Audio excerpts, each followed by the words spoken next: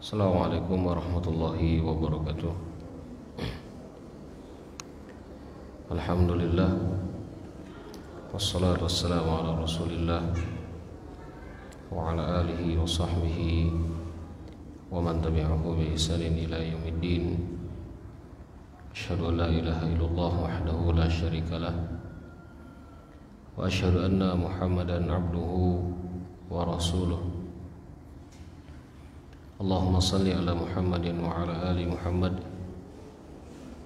kama sallaita ala Ibrahim wa ala ali Ibrahim wa barik ala Muhammad kama barakta ala Ibrahim wa ala ali Ibrahim fil alamina innaka Hamidum Majid. Ibu-ibu jamaah Masjid Al-Ihsan rahimakumullah, melanjutkan pembahasan kita di kitab Fikih Sunnah, dan hari ini kita membahas pembahasan yang baru ya, bab al-janaiz, pembahasan tentang jenazah, pembahasan tentang jenazah.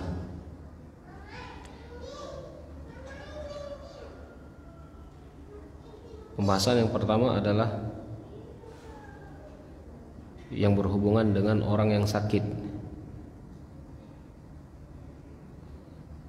berhubungan dengan orang yang sakit. Adab as-sunnah fi marad wa tib, adab-adab bagi mereka-mereka yang sakit dan cara mengobatinya.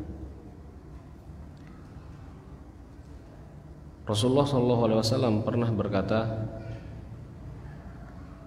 bahwasanya sakit yang kita dapatkan itu merupakan penggugur dosa bagi kita,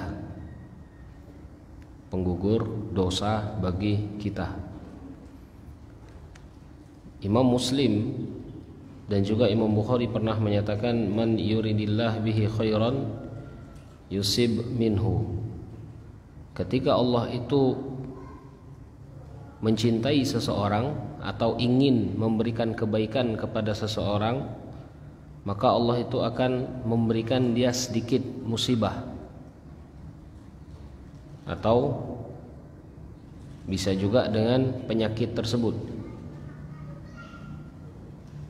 Dalam hadis yang lain, Rasulullah SAW juga pernah berkata, ma yusibu al-muslim min nasabin,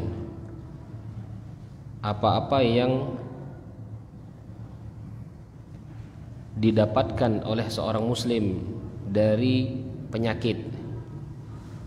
Artinya seorang muslim mendapatkan penyakit,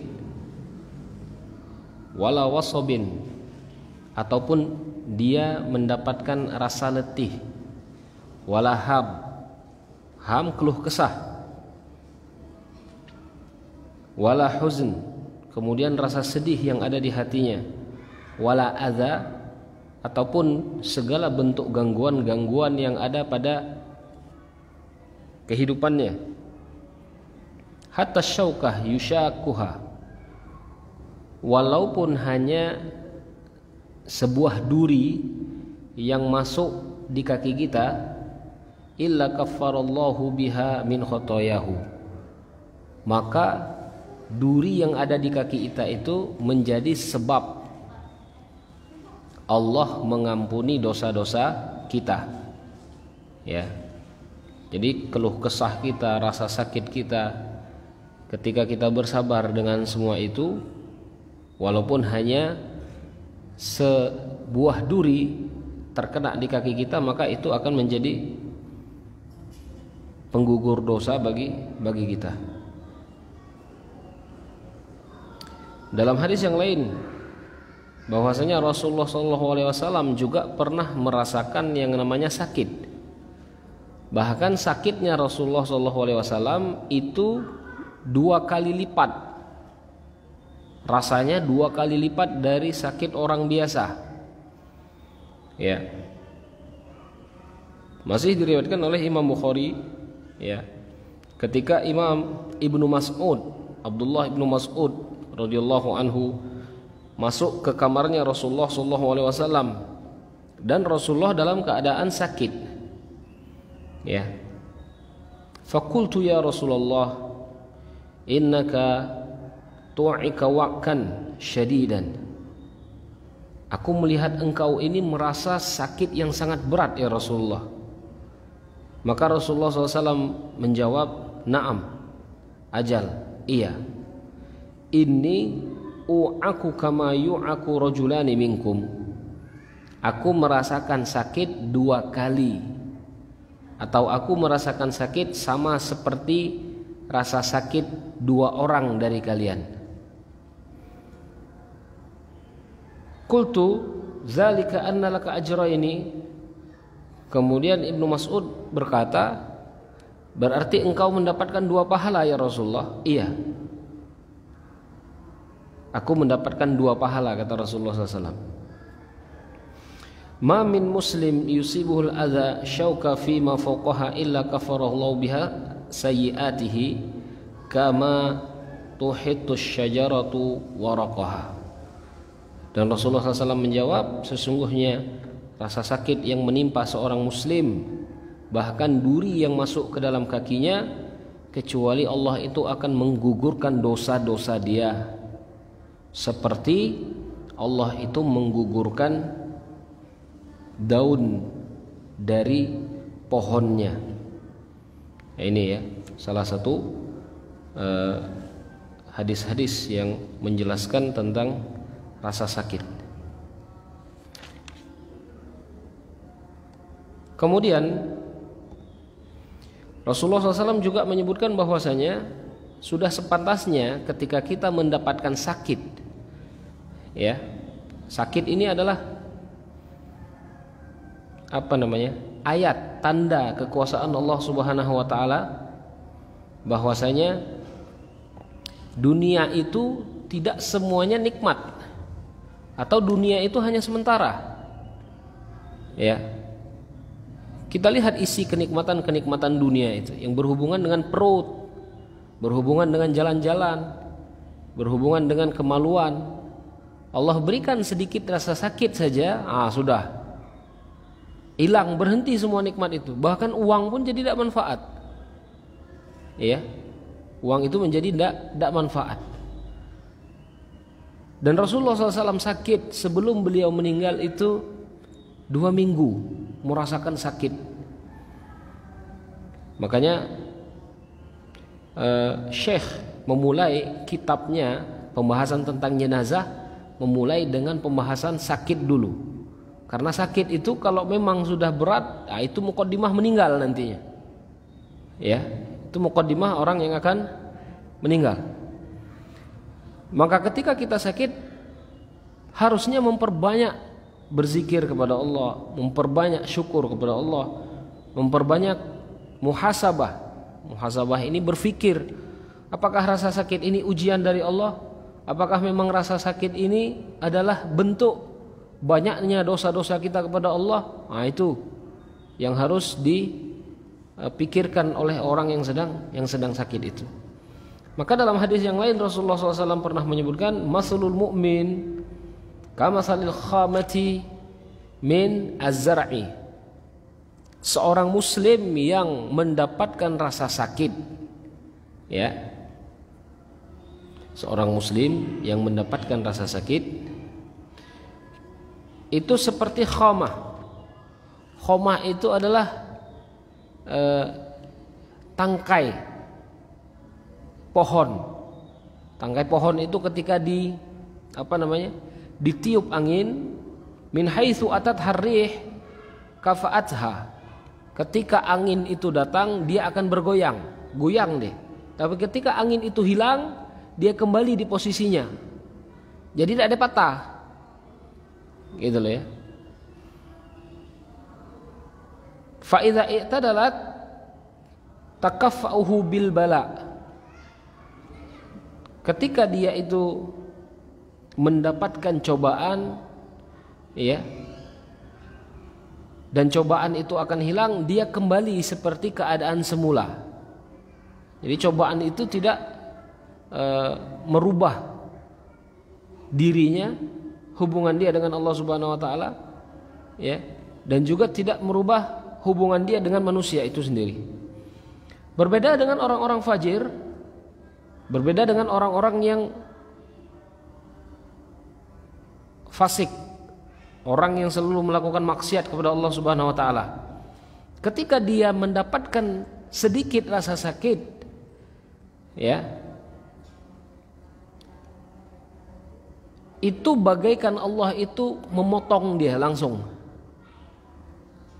Memotong dia itu maksudnya dahan yang patah langsung. Jadi tidak pacak dia kembali seperti semula. Ya. Dan ini yang banyak kita lihat. Coba. Ketika orang itu sebelumnya sakit, sebelumnya itu dia mempunyai nikmat besar, ya. Kekuasaan dia punya, duit dia punya, apapun dia makan, kemanapun dia pacak. Tahu-tahu Allah kasih dia itu sakit, sakit, ya, corona misalkan, masih manfaat tak jabatan tadi? Tak ada manfaat lagi, harta tadi tak ada manfaat lagi, ya, bahkan kemana-mana pun tak ada pacak, langsung patah dia, tap di situ. Ketika dia patah, dia jauh dengan Allah Subhanahu wa taala. Ini yang menjadi sebab orang itu mati su'ul khotimah itu seperti ini, ya. Yang menyebabkan orang meninggal itu su'ul khotimah yang seperti ini. Ketika Allah berikan sakit, yang sebelum sakit dia tidak pernah dekat dengan Allah Subhanahu wa taala, ya. Allah berikan sakit, nikmat-nikmat dunia Allah cabut, depresi dia dengan sakitnya. Ya. Sehingga dia itu dengan sakit itu mencela pula sakit ini. Dicelanya. Yang ujung-ujungnya dia meninggal dengan mencela penyakit tersebut jauh dari Allah Subhanahu wa taala. Nah, ini yang tidak boleh dimiliki sifat oleh seorang mukmin. Makanya Rasulullah SAW itu menjelaskan orang mukmin ketika dia terkena sakit, ya, dia itu bagaikan terkena badai. Setelah badai itu hilang, dia kembali ke posisinya semula, gitu loh, ya. Jadi seperti itu. Itu fadilah orang-orang yang mendapatkan penyakit, ya. Bahkan ada seorang Rasul yang diuji dengan sakit, ya. Uwais Al-Qarni, seorang tabi'in, dia juga diuji dengan penyakit. Tapi penyakitnya itu Allah angkat dengan berbaktinya dia kepada orang tuanya. Nah, itu dia. Artinya penyakit dia itu tidak membuat hubungan dia kepada Allah rusak, dan hubungan dia kepada orang tuanya, kepada makhluk, kepada sesama muslim tidak berubah sama sekali. Bahkan itu menjadi wasilah Allah angkat penyakit yang ada pada dirinya. Maka pembahasan selanjutnya adalah tentang sabr alal marad, bersabar ketika mendapatkan penyakit, ya, bersabar ketika mendapatkan penyakit.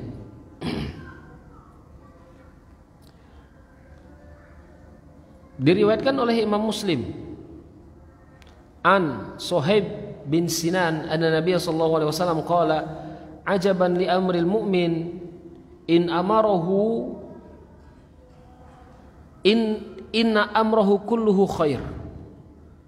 Sesungguhnya beruntung seorang mukmin itu, semua kejadian yang menimpa dirinya nilainya pahala, ya. Semua kejadian yang menimpa dirinya nilainya pahala. Walaisa dzalika li ahadin illal mu'min, dan Allah tidak memberikan itu kecuali hanya seorang mukmin saja. In asabathu sarra syakara. Seorang mukmin ketika dia itu mendapatkan nikmat, maka dia bersyukur kepada Allah Subhanahu wa taala.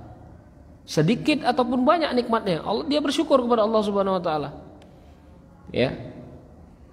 Makanya kita lihat Rasulullah sallallahu alaihi wasallam, ya. Rasulullah jarang sakit. Ngapain? Mungkin Rasulullah itu banyak bersyukurnya kepada Allah. Bahkan ketika Rasulullah SAW itu lauk cuka, men kita lauk hambal baik pacak berkelahi itu kok di rumah itu, ya. Rasulullah ketika itu cuman punya lauk cuka di rumah, ya. Di rumah cuman punya lauk cuka. Apa kata Rasulullah? Nikmat idam hazihi. Sebaik-baik lauk ini inilah cuka nih, masya Allah. Ya, jadi misalkan kita cuma lauk sambal, sebutlah, masya Allah sambal ini bagus, alhamdulillah. Nah itu dulu, ya, itu seorang mukmin. Ya, walaupun hati itu gerutu misalkan, lah biarkan hati gerutu, tapi lisan kita itu biasakan untuk menyebutkan itu. Ya, apalagi nikmat-nikmat yang lain yang lebih besar daripada itu, yang lebih besar daripada makanan. Itu loh ya. Makanya Rasulullah SAW itu menyebutkan semua keadaan orang muslim itu nilainya pahala bagi dia. Dia mendapatkan nikmat, dia bersyukur kepada Allah. Fakana khairan lahu. Ketika dia bersyukur mendapatkan pahala bagi dia. Wa in asabathu dharra sabara fakana khairan lahu. Begitu juga ketika dia itu mendapatkan rasa sakit ataupun dia itu mendapatkan cobaan, dia bersabar. Maka sabarnya dia menjadi pahala juga bagi dia. Nah, ini orang-orang mukmin ini. Ya. Semua amalan orang mukmin, semua keadaan orang mukmin itu bisa bernilai pahala.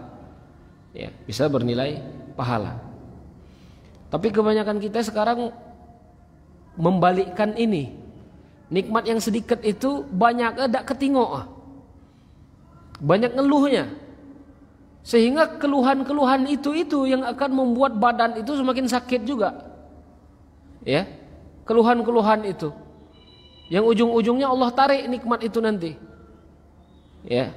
Allah tarik nikmat dari diri kita itu. Hadis yang kedua,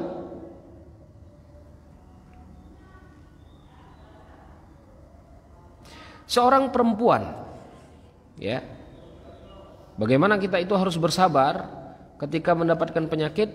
Di zaman Rasulullah SAW ada seorang perempuan, ya, seorang perempuan datang kepada Rasulullah SAW. Kemudian dia meminta Rasulullah SAW mendoakannya. Perempuan ini sakit ayan. Kemudian datang kepada Rasulullah supaya dihilangkan penyakit itu. Kita tahu bahwasanya doa Rasulullah SAW ini mustajab, ya. Maka Rasulullah SAW ketika itu berkata, In syi'ti sobarti walakil jannah. Kalau engkau nak sabar dengan penyakit ini, sabar baik dengan penyakit ini, jalani penyakit ini, kata Rasulullah, maka engkau akan mendapatkan surga, kata Rasulullah. Bayangkan be, kita sabar dengan penyakit be, ya, Allah berikan surga kepada kita. Ya, kita sabar dengan penyakit be, Allah berikan surga. Apalagi misalkan sebelum meninggal kita itu sakit, sakit, dan kita bersabar kepada Allah Subhanahu Wa Taala. Dengan syarat itu, ya, maka insya Allah surga menjadi jaminannya. Dan di sini Rasulullah SAW menyuruh perempuan itu untuk bersabar, karena tidak sabar dengan penyakit itu, maka engkau akan mendapatkan surga, kata Rasulullah. Wa in syi'ti da'autu, dan kalaupun engkau mau, aku akan berdoa kepadamu, tapi surga belum tentu. Paham tak? Kata Rasulullah, menak aku doakan hari ini, tapi surga belum tentu. Ya. Faqalat asbir. Maka perempuan itu berkata apa? Aulah ya Rasulullah, aku bersabar dengan penyakit ini. Ya, aku bersabar dengan penyakit ini. Tsumma qalat inni aktashif fad'ullah li alla aktashif fad'alaha. Kemudian perempuan itu berkata, wahai Rasulullah, tapi ketika penyakit ini datang, auratku kadang-kadang terbuka. Nah, kita tahu orang yang punya penyakit Ayan ini ketika datangnya dia ngelepur sehingga aurat dia itu terbuka. Maka perempuan ini menyuruh Rasulullah SAW, tolong doakan kepada Allah supaya ketika aku sakit auratku tidak terbuka. Nah tengok, ini perempuan zaman dahulunya ini. Ya, ketika dia sakit dia masih memikirkan auratnya.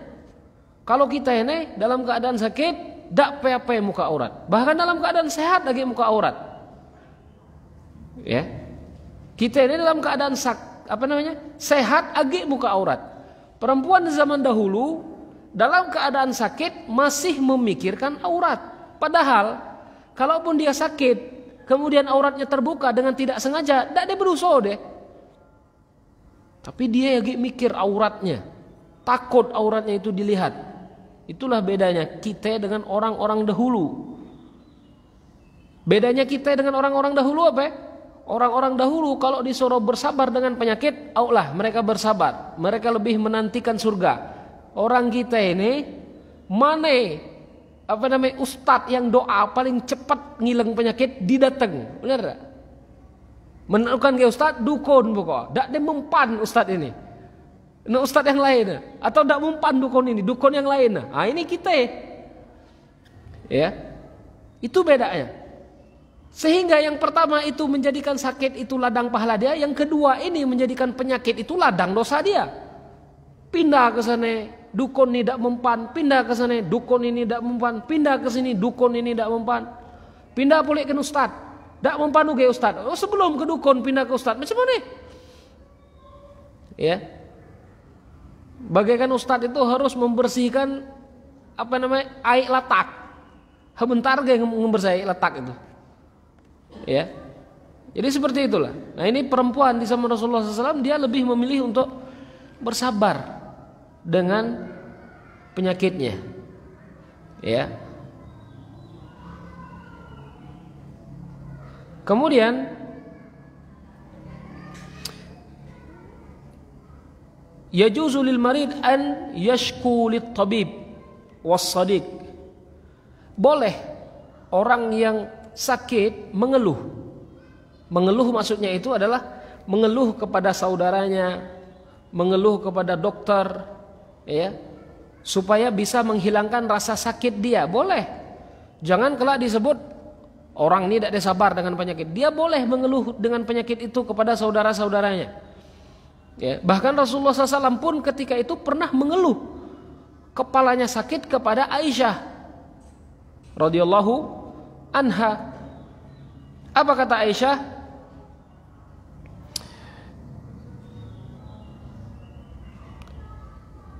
Inni u'ika bima yu'aku rajulan minkum.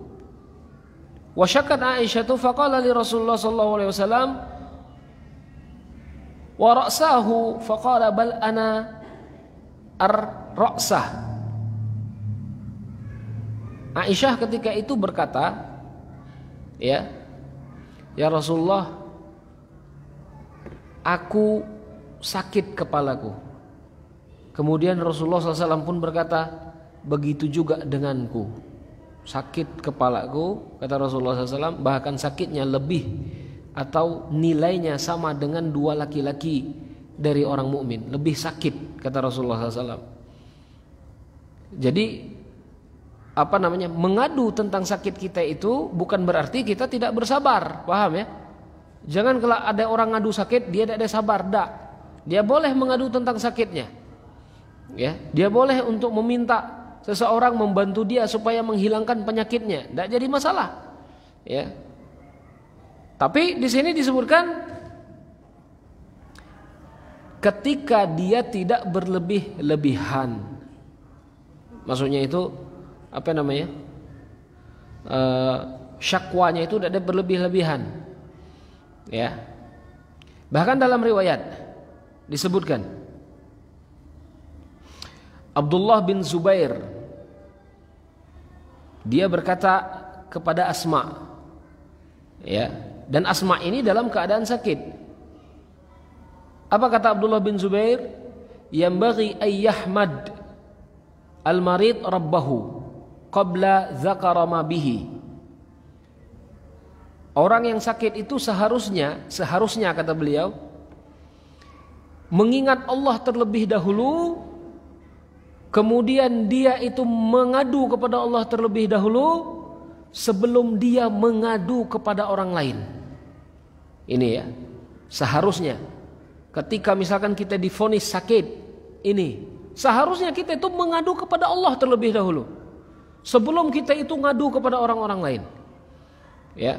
Wa qala Ibnu Mas'ud, Imam Ibnu Mas'ud, sahabat, pernah berkata, "Idza kana syukr qabla syakwa falaysa bisyak wa syakwa ila Allah masyru'." Sesungguhnya orang yang mengadu kepada Allah tentang sakitnya itu adalah ibadah. Dan itu bukan sebuah keluhan. Karena mengeluh kepada Allah Subhanahu wa taala itu masyru', sangat disyariatkan. Allah menyebutkan dalam Al-Qur'an, "Innama ashku bahthi wa huzni ilallah." Hanya kepada Allah aku mengadu rasa sakitku dan juga rasa sedihku. Mengadulah kepada Allah Subhanahu wa taala. Ya. Kemudian dalam riwayat, "Allahumma ilaika ashku dha'fa quwwati." Wahai Allah, kata Rasulullah, aku mengadu kepadamu lemahnya diriku. Nah ini, kalau kita sakit, kita mengadu kepada Allah Subhanahu wa taala, merendahlah kepada Allah. Paham enggak merendah? Mengemis kepada Allah Subhanahu wa taala. Ya Allah, dengan sakit ini aku tidak bisa melakukan ibadah ini dan ini, tapi jangan kelak pas sembuh dak digaweanian. Ya. Jangan kelak pas sembuh dak ada digawe. Jadi kita mengadu kepada Allah Subhanahu wa taala, melaporkan sakit ini memberatkan kegiatan kita, laporkan kepada Allah Subhanahu wa taala. Ya. Jadi sebelum kita bekusak nyari obat itu, coba sujud dulu, ngadu kepada Allah Subhanahu wa taala tentang penyakit ini. Ya. Jadi itu perkataan Ibnu Mas'ud dan juga Abdullah bin Zubair, bahwa sebelum mengadu kepada manusia, mengadulah kepada Allah Subhanahu wa taala. Ya. Kemudian pembahasan al-maridu yuktabu lahu ma kana ya'malu wa huwa sahih. Islam itu sangat sangat murah. Murah dalam artian apa? Tidak ada pelit. Dengan pahala Allah itu tidak ada pelit. Ya. Apa maksudnya? Ketika kita terbiasa melakukan kebaikan, kemudian Allah berikan kita sakit, sehingga kebaikan-kebaikan kita itu susah untuk kita lakukan lagi. Contoh nih ya, kita membiasakan diri hari Sabtu misalkan untuk duduk kajian, belajar. Kita niatnya belajar, menghilangkan kebodohan, kemudian berniat melakukan ibadah sesuai dengan tuntunan Rasulullah dan para ulama. Gitu loh ya. Kita membiasakan untuk datang. Tahu-tahu kita sakit sehingga tidak bisa untuk datang. Ya. Maka pahala duduk kita ini Allah berikan juga dalam keadaan kita itu sakit. Itulah murahnya Allah Subhanahu wa taala. Kebiasaan-kebiasaan kita yang kita lakukan dalam keadaan sehat, Allah berikan pahalanya walaupun dalam keadaan sakit kita itu. Ya. Apa kata Rasulullah? Idza maradal abd, ketika seorang hamba itu sakit, au safara, atau dia dalam keadaan safar, kutiba lahu mithla ma kana ya'mal muqiman sahihan. Maka dia mendapatkan pahala seperti dia itu dalam keadaan mukim. Ya, ataupun dalam keadaan sehat. Ya, dalam keadaan sehat. Jadi itu murahnya Allah Subhanahu wa taala kepada kita. Ya. Karena Allah ingin menunjukkan tujuan kita itu adalah mencari ridha Allah, walaupun dengan penyakit yang Allah berikan kepada kita. Kemudian pembahasan selanjutnya adalah iyadatul marid, menjenguk orang yang sakit. Min adab al-Islam ayyudul muslim marid wa yanfaqid halahu tabiban li nafsihi wa wafaan bihaqqihi. Seharusnya menjadi adab seorang muslim itu adalah menjenguk saudaranya yang sedang sakit. Kenapa? Untuk meringankan beban dia. Orang yang sakit itu beban kadang-kadang. Tidak baca ngape-ngape, ya. Kahana tidak baca, kehini tidak baca. Kemudian sebagai menghibur orang yang sedang sakit, ya.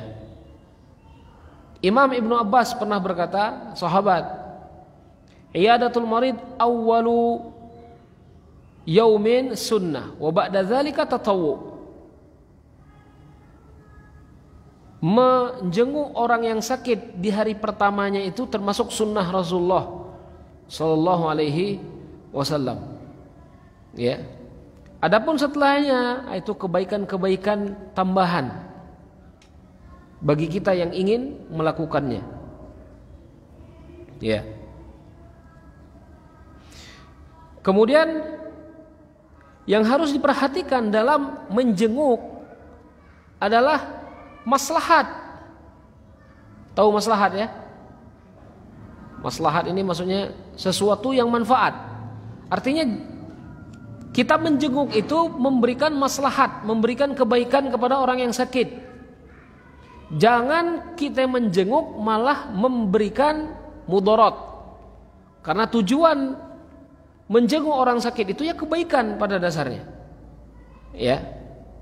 Dalam riwayat yang lain Rasulullah SAW menyebutkan, man ada manidon nada munadin minas sama'i tibta wa taba mamsyaka wa tabawwa'ta minal jannati manzilan. Dalam riwayat yang disebutkan ya, barang siapa yang menjenguk orang yang sedang sakit, maka dia telah melakukan kebaikan. Maka ketika kita sakit, kita itu harus memberikan nilai-nilai yang baik, bukan nilai-nilai yang jelek. Paham ya? Apa maksudnya? Contohnya, kita menjenguk orang yang sakit dalam keadaan dia itu seharusnya istirahat di waktu itu. Ya. Habis Isya ataupun jam 9 malam. Ini orang yang sakit seharusnya istirahat di jam ini. Ya, seharusnya istirahat di jam tersebut. Nah, kita datang. Apa yang kita datangnya bergerombol. Kemudian bergombol, ketawa, terbahak-bahak. Wow, ini mudarat malahan. Ini yang hukumnya tadinya sunnah jadi makruh, dibenci. Ya. Bahkan anak sendiri dulu pernah sakit ya. Sakit kuning. Di Sudan, sakit kuning. Ya. Kawan-kawan ini ngejenguk ramai-ramai, habis ngejenguk ramai-ramai berdebat. Pas orang ini berdebat, aku pindah dari kasur itu. Ya. Ini ujung-ujung nambah penyakit. Ya. Jadi kalau kita ingin menjenguk orang yang sakit, ada tidak maslahatnya. Kalaupun yang datang itu kejelekan malahan, lah tidak usahlah. Kalau orang sakit itu apa namanya? Istirahat. Ya. Jadi seperti itu. Itu yang harus diperhatikan dalam menjenguk orang yang sedang sakit. Ya. Kemudian dalam riwayat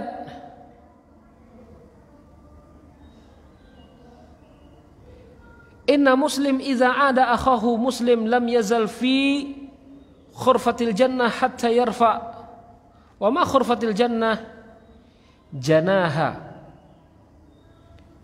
Rasulullah SAW pernah menyebutkan sesungguhnya seorang muslim ketika dia sedang menjenguk saudaranya, maka dia itu sedang dalam khurfah, ya, hatta yarji, sampai dia itu pulang. Kemudian sahabat bertanya, apa khurfatul jannah itu? Khurfatul jannah itu adalah buah-buah surga. Ya. Bahasa kasarnya itu dia sedang memanen pahala-pahala yang akan dia dapatkan di surga nantinya ketika dia sedang menjenguk saudaranya sampai dia itu pulang. Ya. Makanya harus kita berikan kebaikan-kebaikan ketika kita menjenguk, jangan malah kita memberikan mudarat bagi orang yang sedang kita jenguk. Ya. Dalam hadis yang lain diriwayatkan oleh Imam Tirmizi, barang siapa yang menjenguk saudaranya yang sakit, orang muslim ini, ya,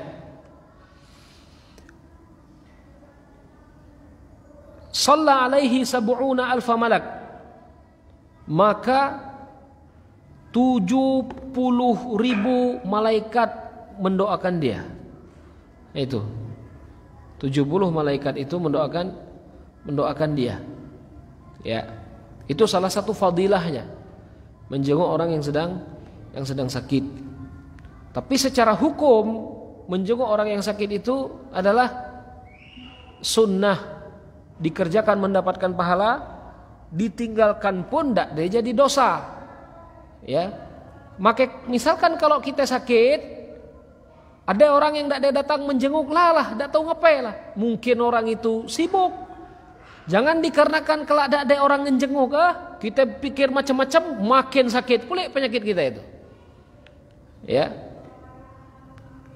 Kalaupun misalkan kita tidak ada dijenguk orang lain, berhusnuzonlah kepada Allah Subhanahu Wa Taala. Mungkin orang itu ada gawe, ya. Mungkin orang itu tidak ada sempat, berhusnuzon kepada mereka. Itu loh.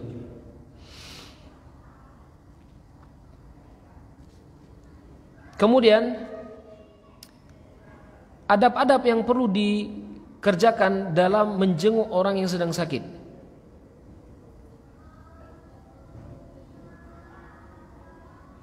Yang pertama adalah idza dakhala ala man ya'ud qala la ba'sa tahurun insyaallah. Ketika kita masuk ke dalam orang yang sedang sakit, maka katakanlah kepada dia, bahkan Rasulullah SAW ini pernah menyebutkan la ba'sa tahurun insyaallah. Tak apa-apa. Semoga sakit ini tidak ada merubah diri kah, tidak masalah. Tak apa-apa sakit ini. Semoga sakit ini menjadikan tahur, menjadikan kita itu menjadi bersih dari dosa-dosa. Itu ya. Itu kalau orang yang sakit itu paham kena agama biasanya. Mendak paham kena agama, kalau mereka kena sakit ceminian, carilah bahasa yang lain. Gitu loh. Ya. Yang penting intinya itu bahasa yang menghibur. Ya.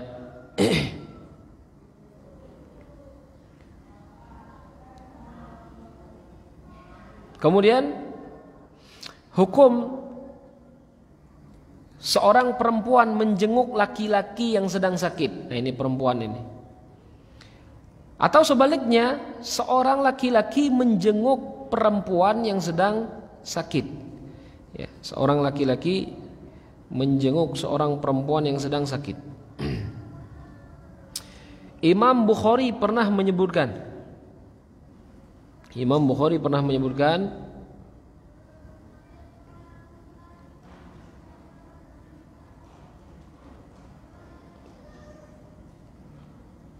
Babu iyadatun nisa ar-rijal.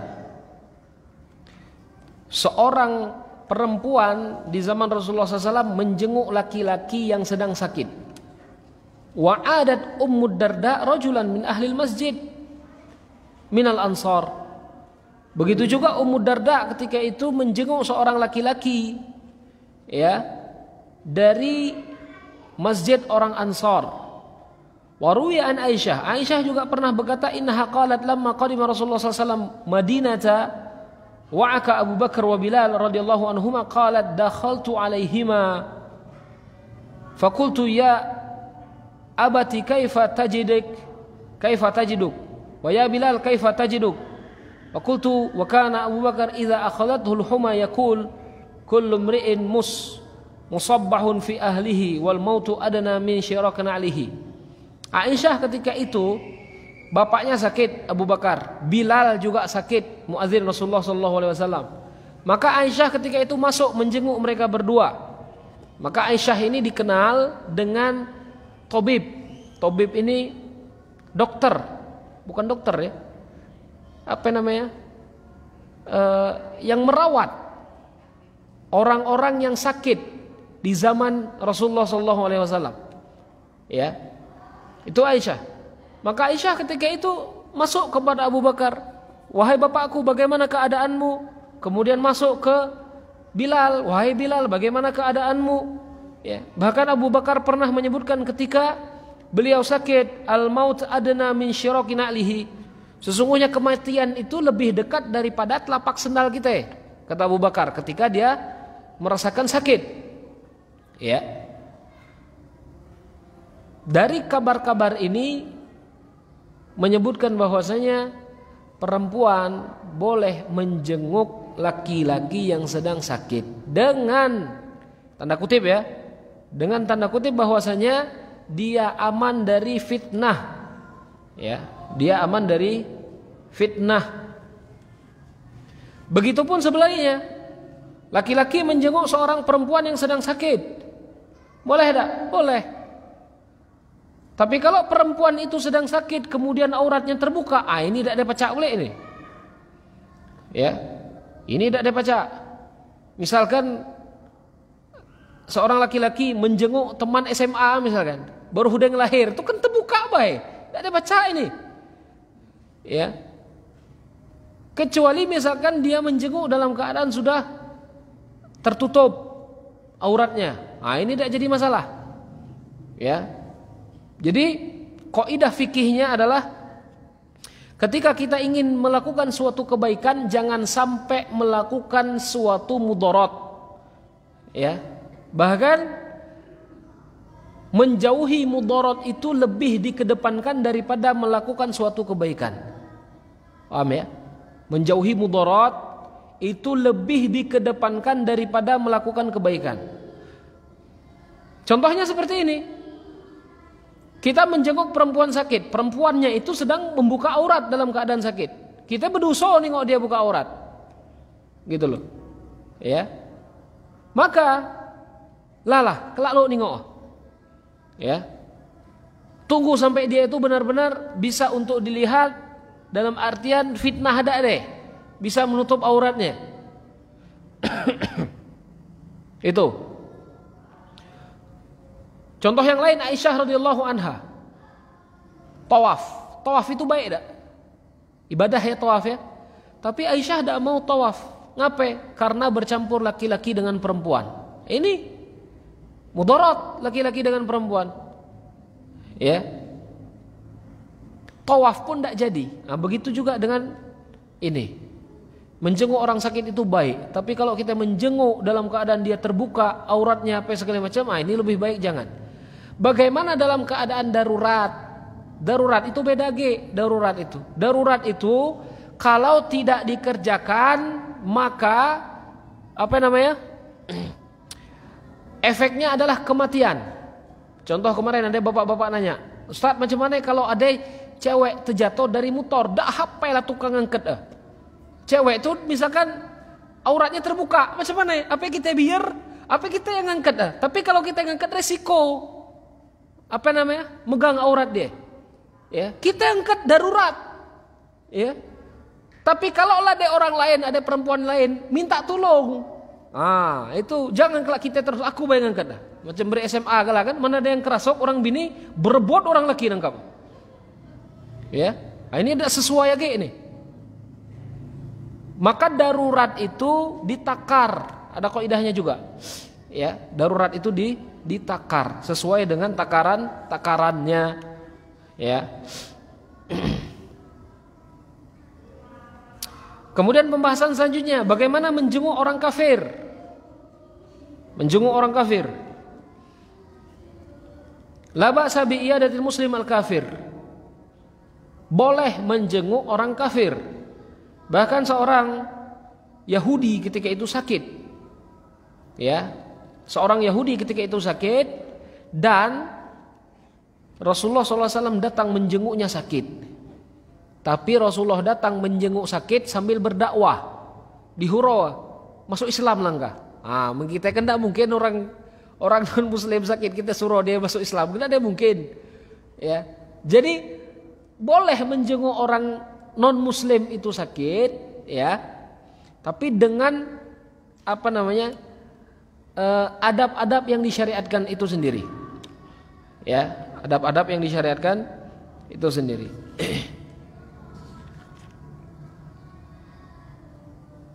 Contohnya adab misalkan kita tidak mendoakan, karena kita tidak boleh mendoakan orang kafir. Ya, kita tidak boleh mendoakan orang kafir. Semoga cepat sembuh misalkan. Ya, ini semoga ini kalimat doa bukan? Kalimat doa diberikan kepada Allah Subhanahu Wa Taala, gitu loh. Ya. Tapi carilah kalimat-kalimat yang lain, kalimat-kalimat yang menghibur tapi tidak ada isinya doa, gitu loh, ya, tidak ada isinya doa, ya. Jadi seperti itu, menjenguk orang kafir boleh, ya, sama hanya ketika kita memberi salam kepada orang non muslim tidak baca, ya. Tapi kalau kita nyebut pagi, halo dan lain-lain, silakan, ya. Karena tidak ada nilai ibadah di dalamnya. Jelas ya, harus dibedakan ini.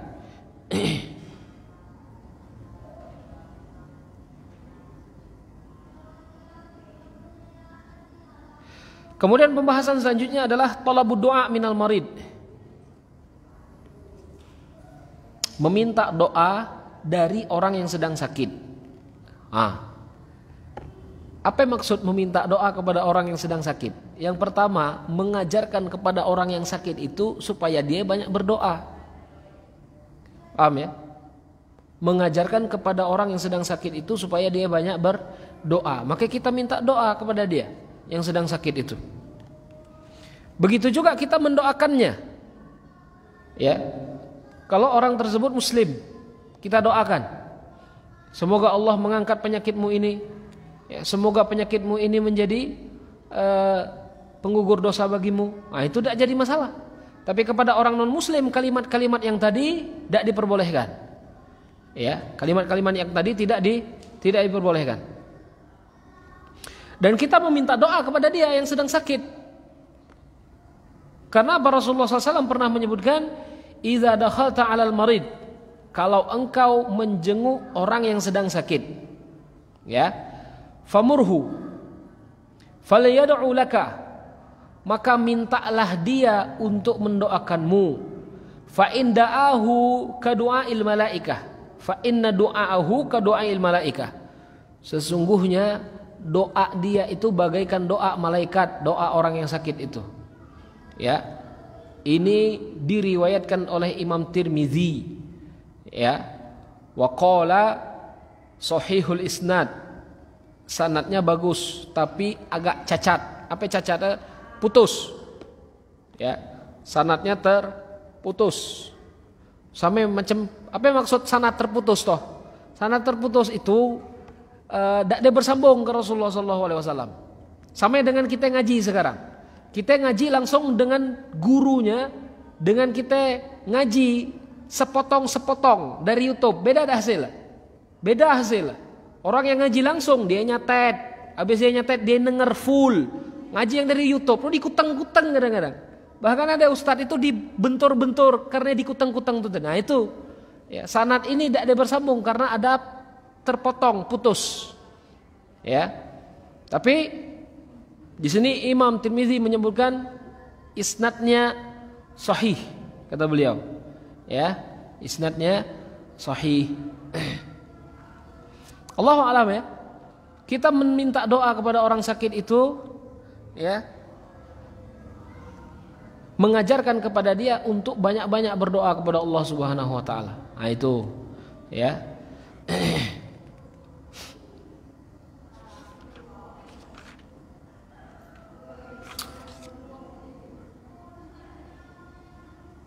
Yang punya pertanyaan langsung tulis ya.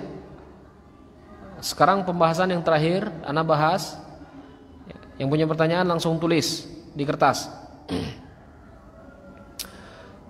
Pembahasan tentang berobat, at-tadawi, berobat.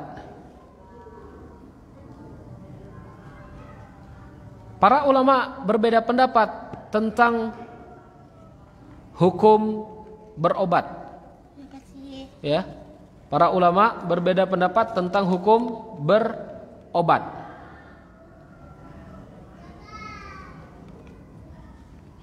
Yang pertama menyebutkan bahwa hukum berobat itu mustahab. Mustahab itu apa? Digawe dapat pahala, dak de digawe dak berdosa. Itu ya. Mustahab hukumnya. Dan ini yang dipakai dalam mazhab Imam Syafi'i. Jadi kalau sakit, menek dapat pahala, berubatlah, cari obatnya. Gitu loh. Ya, cari obatnya. Dalil mereka adalah Rasulullah SAW pernah menyebutkan, tadawu fa inna Allah ta'ala lam yada'da'an illa wada'a lahu dawa'an ghaira da'in wahidin al-haram. Kata Rasulullah, tidaklah Allah menurunkan penyakit kecuali Allah juga menurunkan obatnya. Kecuali, kata Rasulullah, mati. Nah itulah. Asa lah mati bukan ada obat dah. Habis, kontrak habis. Ya. Tapi kalau hanya sakit saja, jangan pernah di kepala kita itu tidak ada obat ini. Jangan. Pasti ada obatnya. Cuman belum ditemu baik. Nah itulah. Ataupun misalkan kita itu ingin melakukan, bahkan sekarang banyak ya, ustadz-ustadz, dokter-dokter yang meneliti tentang makanan Rasulullah SAW, dijadikan dia standar obat Rasulullah SAW. Ya. Dan ini pun boleh untuk dicoba. Gitu loh. Ya. Ini seperti itu.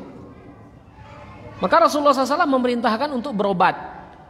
Dan dalam mazhab Imam Syafi'i hukum berobat sunnah. Ya, hukumnya sunnah. Pendapat Imam Malik bahwasanya orang yang bersabar dengan sakitnya itu lebih afdol, dan berobat hukumnya mubah. Mubah itu apa maksudnya? Digawe be, digawe dapat pahala, dak ada digawe dak dapat pahala, dak ada digawe pun dak dapat pahala. Itu mubah. Ya. Digawe dak ada digawe nilainya sama. Ya, ini pendapatnya Imam Malik. Apa dalilnya Imam Malik? Imam Malik dalil perempuan yang tadi. Perempuan yang sakit tadi. Ketika dia datang kepada Rasulullah minta doa, Rasulullah SAW nyuruh sabar. Ya. Sabar dengan penyakit itu lebih baik menurut Imam Malik. Ya. Allahu alam dari dua pendapat ulama ini, ya. Kalau aku sendiri, ini mazhab aku nih, kalau aku sendiri untuk berobat yang istilahnya pakai kimia, ndak degi. Bahkan ku kena asam urat kemarin tuh, lama hilang. Tapi karena obat ada aku makan. Tapi aku makan cuman yang herbal bae. Kunyit dimakan. Habis itu jahe dimakan, rumput di hadap umat tuh kayak dimakan ujung-ujung. Ya. Nah itu. Baru agak-agak hilang. Tapi obat yang dari apotek tidak ada aku makan.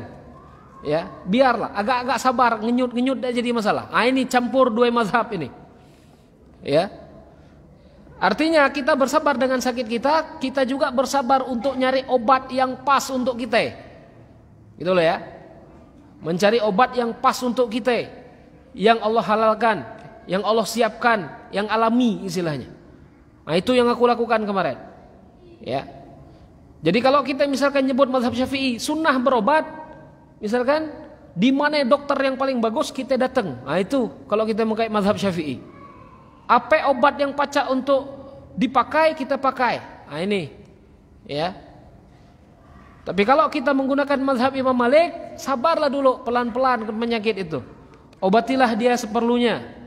Ah ya, jadi seperti itu.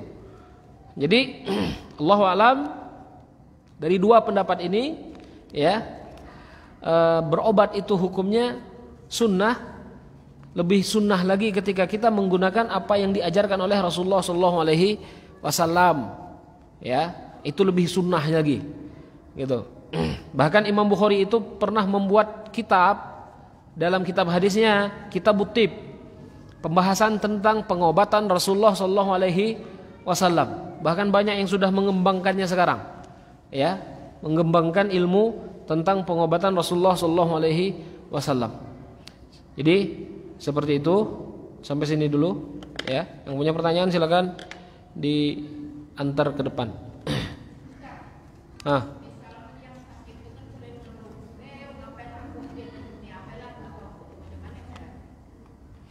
Ketika dia mengeluh, ya Allah nuwe sakit apalah dosaku misalkan, ya, apakah dia boleh menyebutkan kalimat itu? Tidak jadi masalah. Itu namanya muhasabah namanya, ya.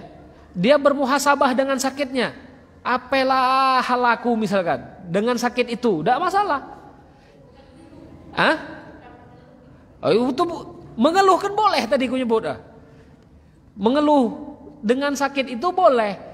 Yang tidak boleh itu berlebih-lebihan. Berlebih-lebihan itu maksudnya nanti kita akan bahas. Ketika orang itu sakit, dia langsung berpikir, oh cepatlah aku mati. Nah, itu tidak boleh, gitu loh. Tapi kalau cuman dia itu berkata-kata seperti ini, misalkan, apalah halaku nih, lahakin nuwe hakit, ya, itu bukan termasuk mengeluh yang diharamkan.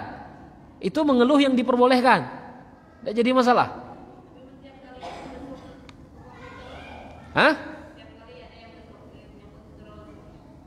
Nyambung terus. Nyebut cem itu terus.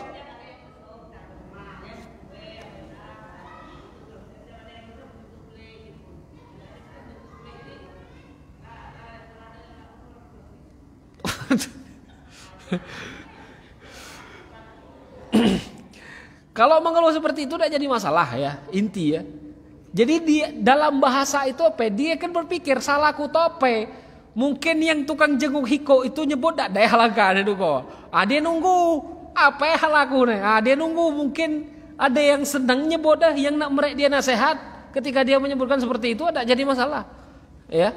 Inti kalimat itu bukan kalimat yang salah. Gitu loh. Ketika orang sakit menyebutkan apalah salah aku nih. Enggak masalah. Gitu loh. Karena kalimat itu enggak ada yang salah, gitu loh, ya.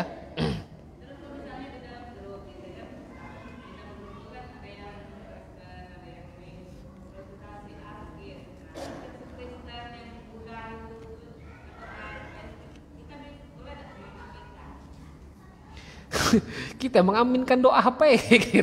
Tuhan yang mana ini, gitu loh, ya. Diam-diam baik, ya. Maka saya tidak masalah, gitu loh, ya. Kalau misalkan ada orang non muslim misalkan menyebutkan semoga cepat sembuh, dia itu berdoa kepada siapa? Kira-kira apa kita tukang amin? Amin doa dia. Udah dapat baca, macam itu, ya. Tidak bisa seperti itu. Jadi tidak usah diaminkan. Ataupun ketika dia berdoa, kita berdoa kepada Allah Subhanahu Wa Taala. Tidak jadi masalah. Gitu loh. Jadi koridor syariat itu ada, ya, koridor, tetap di atas koridor.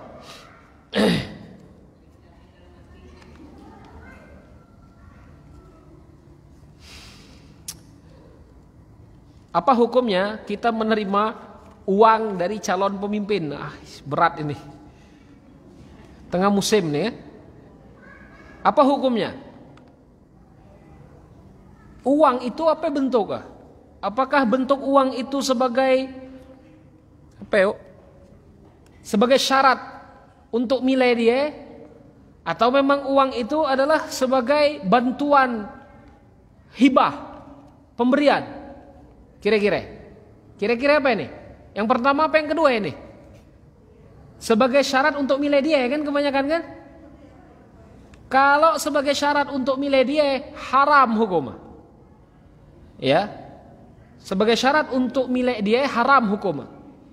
Tapi kalau misalkan tahu-tahu datang ke rumah, ya, datang ke rumah, di hadap rumah kita itu ada nasi uduk, Kemudian ada stiker, tap, coblos nomor, enggak usah hubung nomor, bahaya.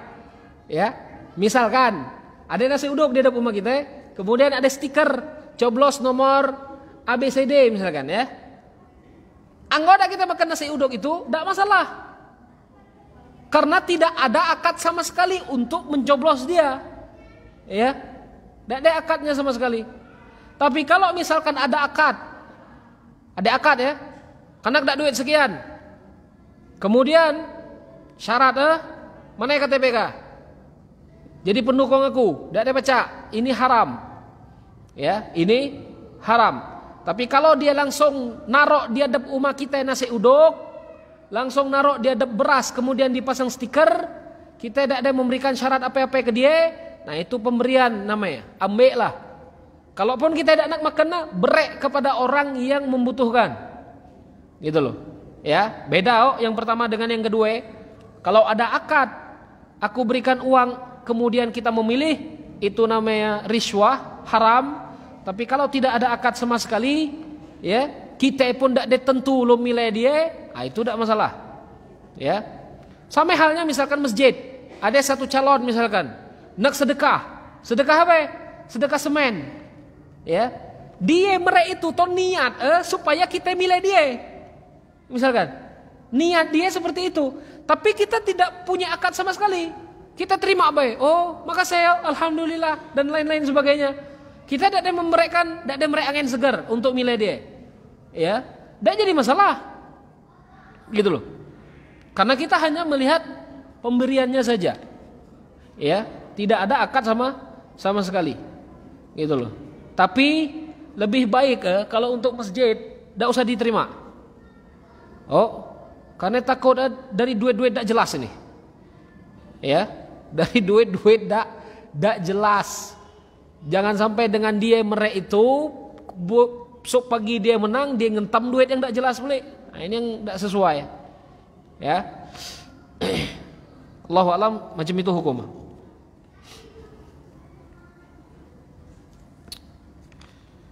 Kalau mengambil perumahan kredit, apakah termasuk riba?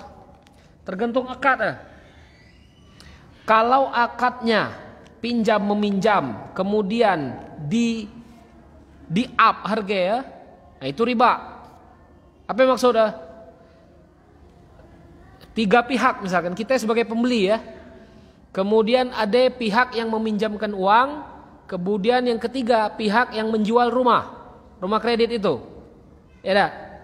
Pihak yang menjual rumah nawar kredit ke kita, gitu loh.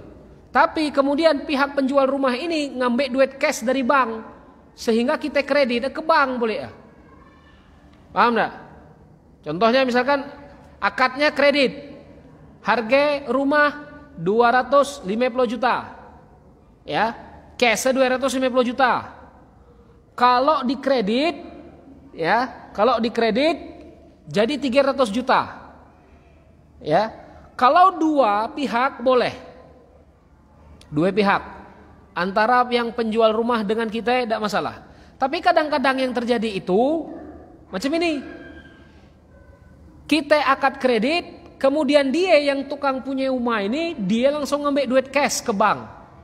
Dia ambil 250 juta, sehingga kita itu hukum meminjam uang yang 250 juta itu tadi. Kemudian kita kredit ke bank. Kita kredit ke bank. Sehingga nilai ribanya itu 50 juta. Ya, jadi tergantung akad. Kalau akadnya 2 pihak tidak masalah. Kalau akad 3 pihak itu tidak boleh. Bukan tidak boleh sebenarnya, riba. Bukan tidak boleh, riba hukum. Ya, karena kebanyakan ada akad di belakang layar, itu ya, akad di belakang layar. Kemudian kadang-kadang menadah anggap agak mayer, rumah kita kena sita, duit kita tidak kena pulang. Nah, itu yang tidak dibaca. Itu yang disebut dengan akad goror, ribanya di situ.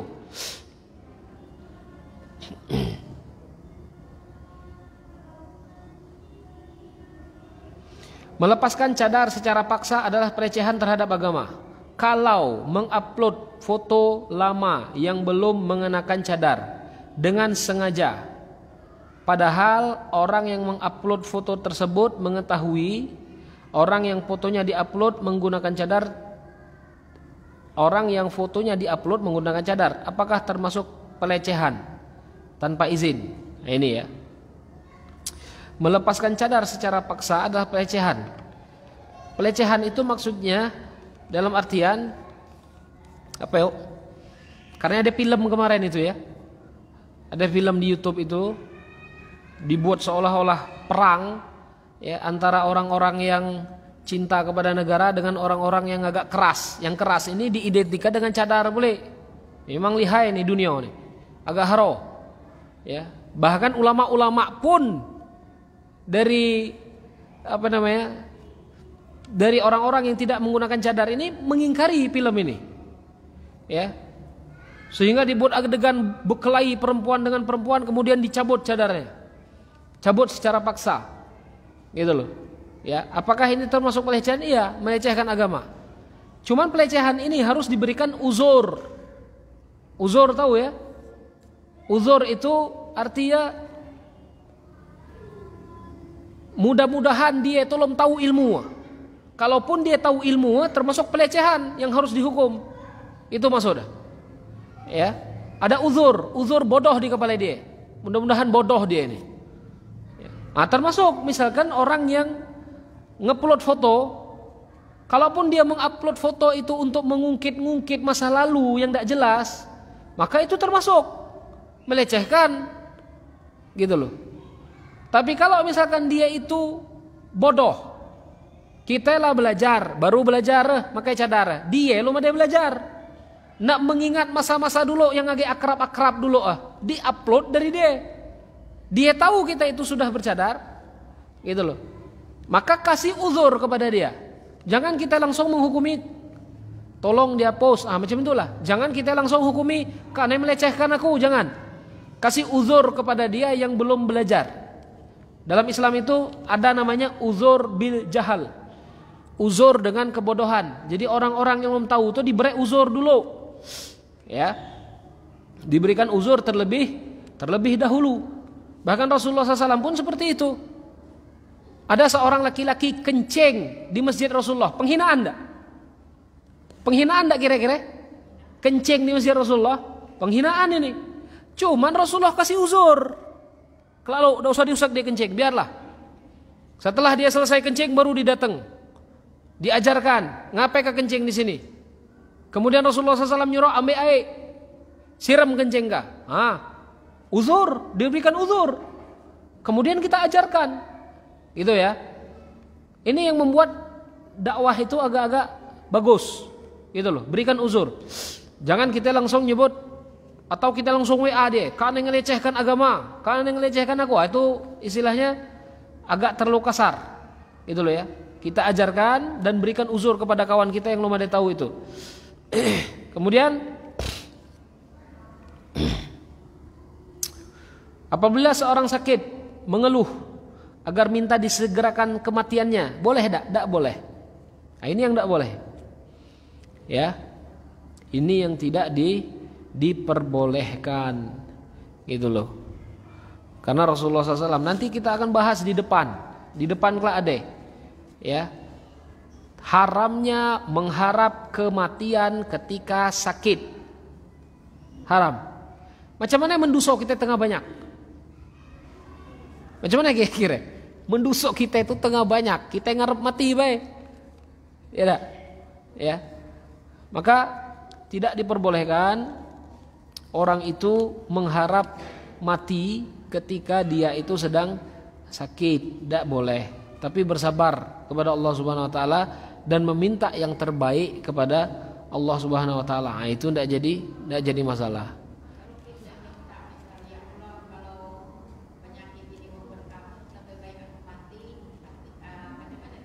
Samai, tidak baca. Tidak ada boleh. Mengharap kematian ketika kita itu sakit, tidak boleh. Ya. Karena yang pertama mengharap kematian, yang kedua bunuh diri. Ya, tingkatan level lah. Yang pertama berharap dulu, dia lanuai ini tidak ada sabar lagi dengan sakitnya, dia bunuh diri sebagai. Nyuruh lah dokter, lah dok huntik lah. Ini apa namanya? Racun. di dalam mimpi. Jadi so bagila dage aku, kata dia.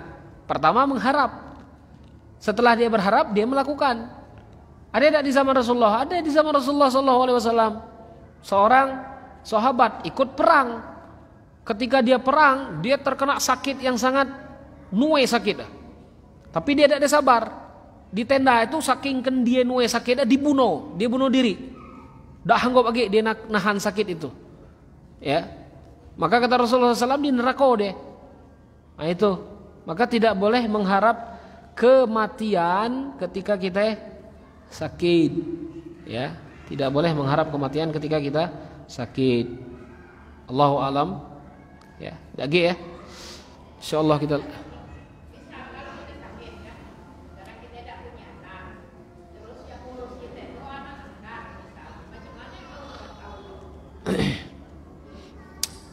kalau yang ngurus kita anak angkat misalkan ya, bagaimana auratnya ini masuk dalam keadaan darurat. Kalau anak angkat itu tak ngurus, HP ngurus gitu loh. Maka dalam hal ini masuk dalam bab darurat gitu loh. Kalau ada keluarganya yang masih bisa untuk ngurus dia, keluarganya. Tapi kalau ada keluarganya, tetap anak angkat itu tadi yang ngurus anak. Dan anak itu mengurusnya dalam keadaan hukumnya darurat gitu loh. Ya, bukan hukum aslinya. Ya. Jadi seperti itu. Hukumnya adalah hukum darurat, bukan boleh yo. Kalau aku nyebut boleh mutlak boleh. Tapi ini hukumnya adalah darurat. Kalau udah ada diurus HP ke ngurus. Jadi seperti itu. Ya.